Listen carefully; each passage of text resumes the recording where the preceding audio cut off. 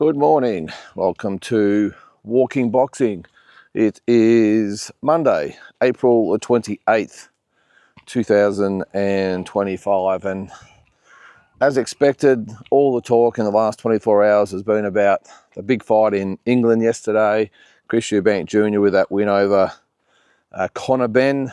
But a few other bits and pieces, including the announcement of the undisputed heavyweight title fight, but we'll get to that. But as I said, it's all about Eubank and Benn. It's amazing, isn't it, that so much attention and media coverage and everything is being put on this fight, which is just, as I said yesterday, just a really good domestic scrap. Now, I know it's probably not just that because it's Eubank versus Benn and there's 65,000 people, but you know, it's been interesting to see or to read and to watch all the feedback about the fight. And it all obviously varies, as these big fights always do, but you know, the questions of, you know, will there be a rematch? The standing of both fighters is probably the other thing that's sort of been sort of brought up, and I'll probably touch on that a little bit as well. But the fight itself, I mean, a lot of people saying it was better than Eubank Senior versus Nigel Benn back in 93, I think the second fight was. Don't know. I mean, it's, again, I'll say I just thought it was a really, really good fight between two middle-of-the-road guys, middle-of-the-road domestic guys. And I know that's probably a little bit harsh on the fighters, but I sort of back up what I said yesterday. Is I watched well, not all of it yesterday. I probably watched about 75% of it. I was sort of skipping through a couple of bits, but watched it again, and look, a really, really good performance. Again, like I know I sort of reviewed it yesterday, although it was straight after the fight, but Connor, I thought, did really well for the first 3 rounds, probably won the first 3. And then I thought after that, more so in looking at the replay, you know, when you know the result, you sort of know what happens, and the emotion's sort of been taken out of the fight where everyone's pumped up and engaged in the fight. You know, looking at it, you know, in the cold light of day, I suppose, in a more calmer way, I thought Chris Eubank after the 3rd round, it was really just a masterclass, wasn't it?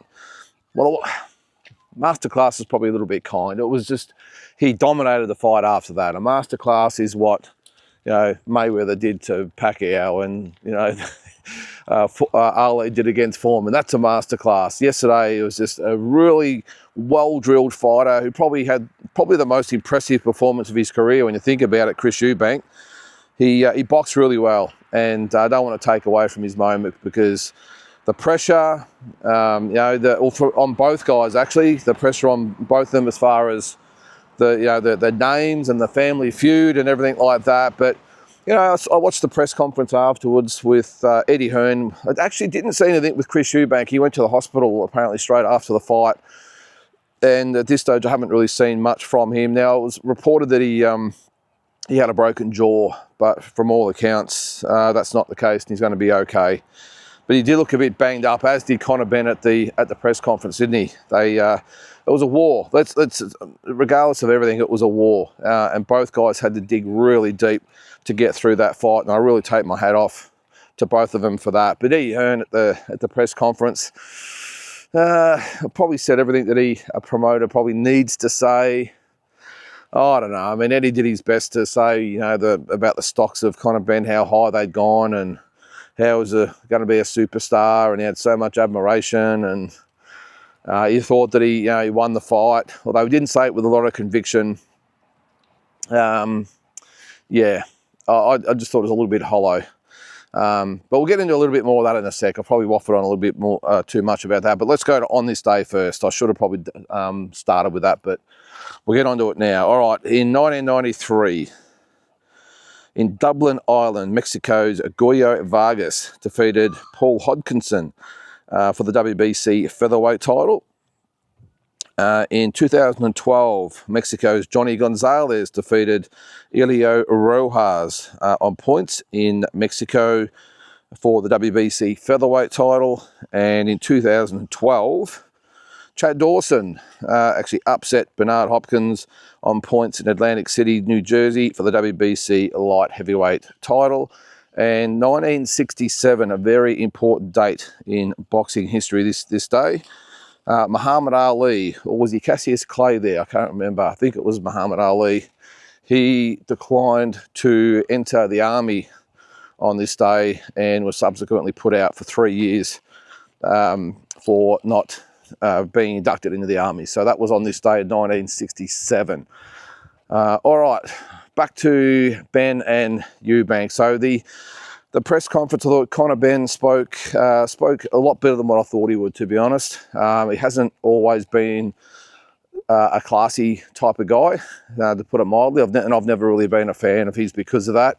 Thought he's always carried himself with a bit of arrogance and not much class at all. But anyway, that's beside the point. I think he was sort of searching for answers yesterday, because I think that in his mind, and I suppose you've got to go in there with that mindset, that he thought he was going to roll over the top of Eubank Jr. and probably got a Eubank Jr. that he didn't expect in there.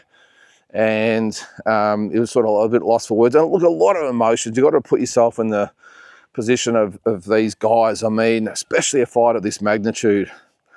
You know, we've all lost sporting events or whatever it might be over the journey, but when you do it in front of 65,000 fans in this family feud type of setting, it must have been really hard. And expectations, he had his dad sitting next to him, and yeah, he was searching for answers. He said that he gave it his all. Of course, he's going to say that.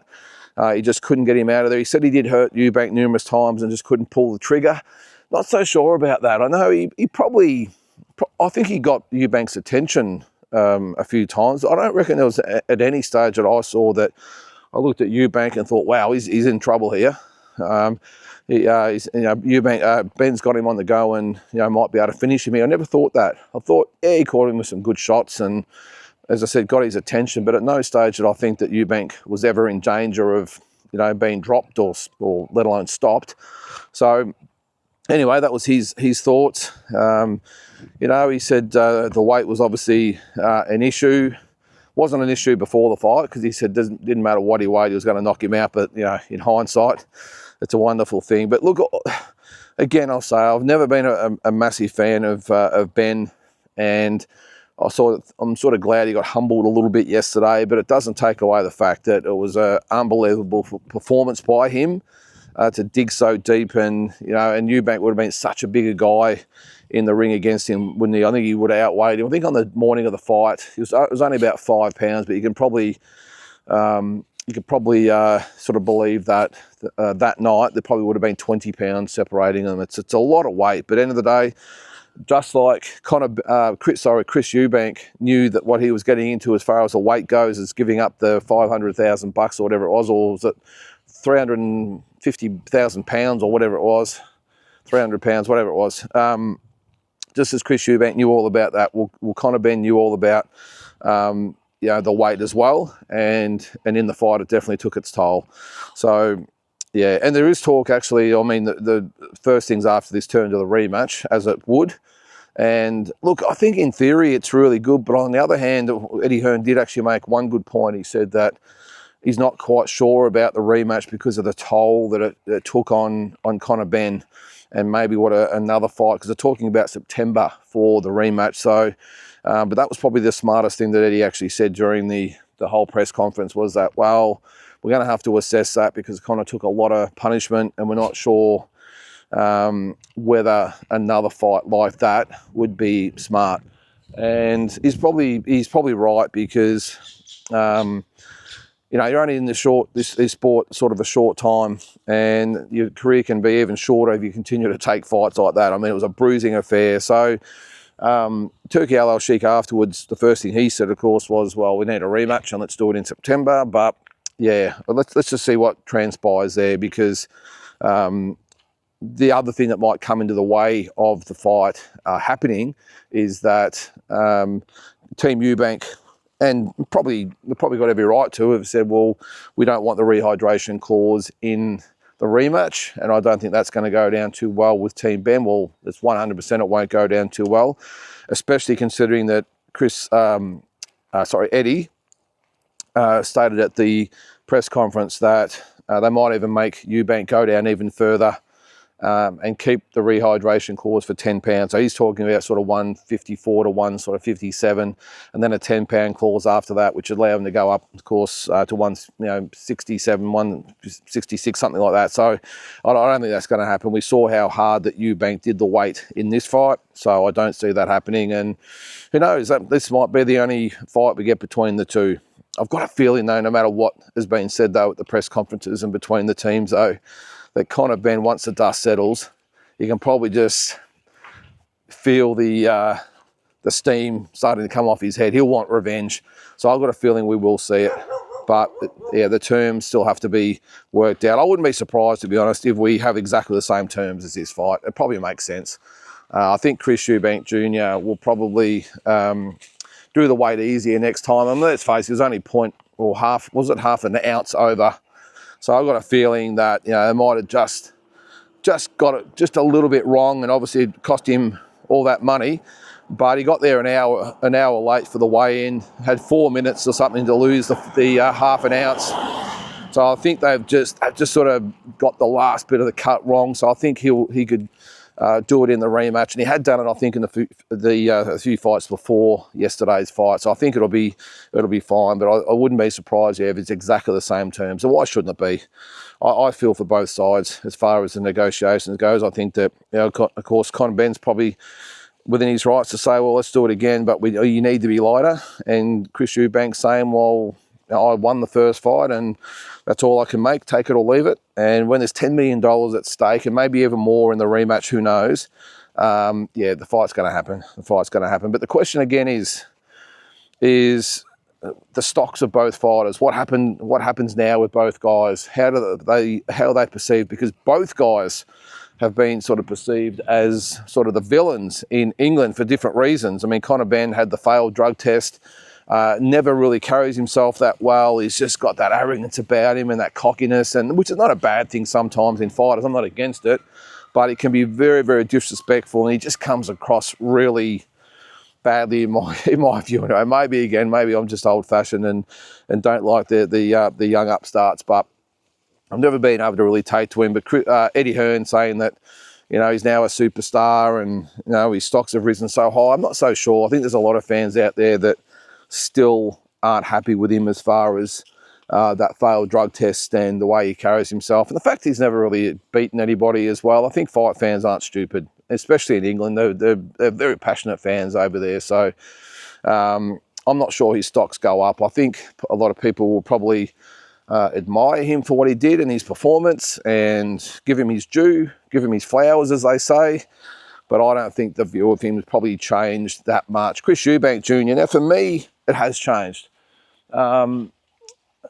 Obviously full respect to him for just winning, but I think the way he carried himself, apart from the egg incident, we can't sort of go past that, can we? But apart from that, I thought he carried himself really well. He seemed to be on a mission, didn't he? He just seemed to be so focused and ready for the fight, and he fought that way in the fight. There wasn't a lot of emotion from him, where I think that was Conor's downfall. I think he did fight with way too much emotion, and I think that Chris Jr. he just boxed the way he'd obviously boxed in camp and stuck to the plan. Had a good look at Conor Benn, waited until he sort of wound down a little bit, and then really started to up the pace and really expose Conor Benn for being a pretty average fighter in my view. Yeah, he's tough and he's hard and he comes to fight, but geez, when it got into the nitty gritty, as far as being a lot more than just the presence and the trading punches, and it came to just boxing smart at certain times, he just had no answers to that. So I think Chris Eubank just again really exposed him. And Chris Eubank, in my opinion, has never really been that top line fighter either. Maybe it'll change now. Maybe the penny's dropped. Maybe this is the fight that really elevates him now. There is talk that his next fight, if the rematch doesn't happen, will be Canelo. And I think I said yesterday, it makes all the sense in the world, doesn't it, that they do fight in May next year. So anyway, lots of things to come out of it. Again, I'll say it was great to see Chris Eubank Sr. there, and I stand by that. I've got no doubt that played a massive factor in maybe just being the little cherry on top as far as Chris Eubank's preparation went. Maybe it was all going okay, but when he saw his dad, now obviously it was probably pre-planned to get it on TV, put it on the big screens and that sort of stuff. But I got no doubt when Chris Eubank Sr. re-entered the scene for Chris Eubank Jr., I think that might have been just the last thing to get him across the line. And it would, you know, your dad sort of turning up after being estranged for so long. I'm really glad it happened, and it was a nice little side story to the whole event, wasn't it? And also for Nigel Benn in the corner of Connor, he was really proud of his son. Said that at the press conference, and I think it was just a good end to the affair. And you know, do we want to? This is probably the next question. Do we want a rematch? I mean, the fight was great and everything was good, but do we really want a rematch and reignite all that hatred between all the camps? Maybe that's what British fans want, I don't know. But, you know, do we really want to see Connor and Chris Jr. go at it again and all the antics, and then Nigel get involved, and this time have Chris Eubank Sr. involved as well? Remember, all he did for this fight was pretty much criticise it and say it wouldn't happen. You know, if he gets involved, do we then see Nigel and Chris Senior start to get involved again and really just get ugly? I don't think we see, and you know, the promoters and the broadcasters and the social media and all those will really flame fan the flames, I should say, as far as getting content for the viewers and the promotion itself if there is a rematch. So I don't know. I'm almost to the sort of the of the opinion that maybe they just let this one settle and they go the different ways. And Connor Benn, Eddie Hearn did say they might target champions, but geez, I think I said again yesterday, I'm not quite sure what champions he would be able to beat at 147 or 154. So I think Chris Eubank Jr. is the one with plenty of options, because if it's not Canelo, then I'm sure one of the middleweight champions will want a piece of Chris Jr.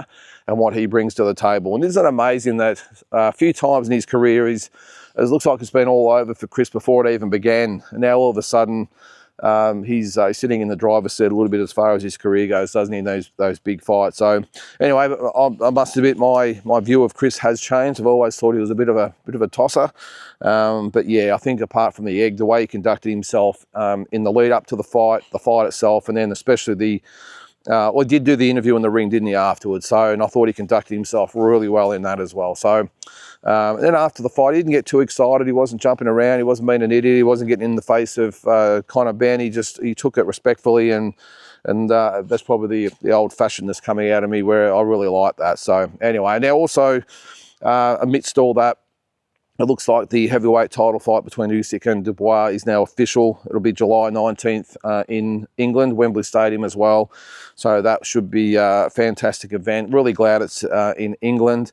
Yeah, I think Usyk gets the job done probably a little bit easier this time, I reckon. I know Dubois has probably improved a lot since the first fight, although, what was that, a year and a half ago, whatever it was, 2 years. And Dubois has put together, 3 or 4 really good wins since then. But I still think Usyk's a class above, and I think he beats Dubois probably on points this time. It's probably the only difference, I'd say. I think Dubois lasts the 12 rounds, but Usyk gets the win. And also this week, it is fight week as well. And we will be doing, speaking of fight week, a fight week episode on Thursday night. I'll have Daniel Smart and Anthony Cox on, both very well-respected boxing media guys. So we'll have them on to preview the Canelo and Skull card, the Garcia, Haney and Lopez card in New York, and then the Inouye event in Las Vegas. So we'll do that as well on Thursday. Now also on Wednesday will be the dream fights. This time we're going to go with Canelo Alvarez. So he's up on Wednesday night. We'll match him up against the likes of Marvin Hagler, Thomas Hearns, Oscar De La Hoya, Roy Jones Jr., Bernard Hopkins, and a few others. So it should be a really, really good night. If you haven't seen it before, it's just we'd have a quick review of his career and then put him up against 10 other great fighters around his era anyway. So that's on Wednesday. So another big week of the Boxing Deep Dive channel. So guys, that's probably going to do it for today. Give us your thoughts again on the Eubank Jr. Benn fight, the thoughts about the rematch, thoughts about where they stand in the scheme of things now, what might be next for both guys. So have a great Monday, and we'll catch you tomorrow.